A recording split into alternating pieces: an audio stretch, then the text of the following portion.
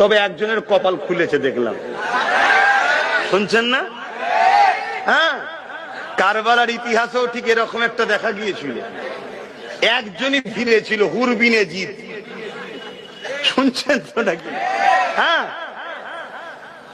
আর ঠিক কপালই খুলেছে যেই, আর তাকেও দেওয়া হয়েছে পাথর দিয়ে, পাথর ভাঙ্গে যা। কি গো, ভুল করা হয়েছে নাকি? জালিমদের বুকে ব্যথা। এইসব করার কি দরকার? হ্যাঁ, এইসব করা কি দরকার? তুই জ্ঞান দিবি? তুই জ্ঞান দিবি? আসানসোলের দাঙ্গাবাজ, তাকে ওয়েলকাম জানালি, খেয়াল নেই তোদের?